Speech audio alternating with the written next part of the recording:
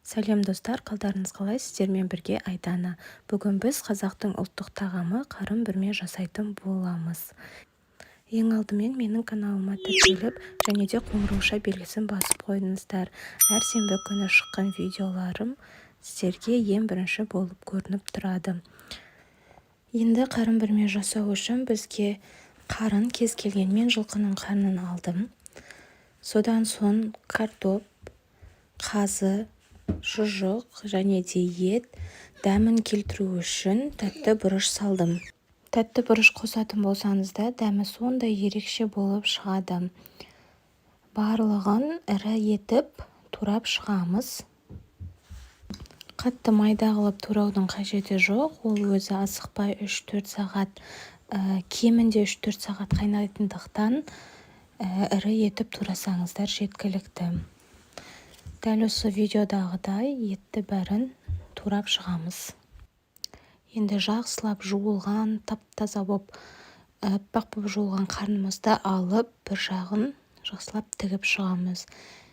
Мықтап тігіп шығасыздар. Содан соң тігіп болғаннан кейін салмамызды ішіне салатын боламыз. Салманы салмас бұрын тұз бұрышын барлығын салып араластырып аламыз. Мен мына жерде морковым болмағандықтан алдын ала осылай кішкентай етіп кесілген морковтарымды қоса салдым. Бірақ сіздер ірі-ірі етіп морковты қосуға болады. Дәл осылай ішіне барлығын салып шығамыз. Ең соңынан қазымыз бен шұжығымызды салатын боламыз.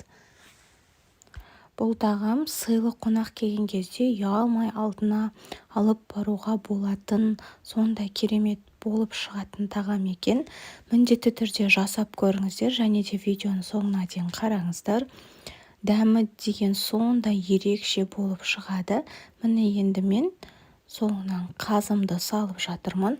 Мен 2 шұжық дайындап едім, бірақ оның үлкенін ғана салдым да, кішкентайы менде сыймады.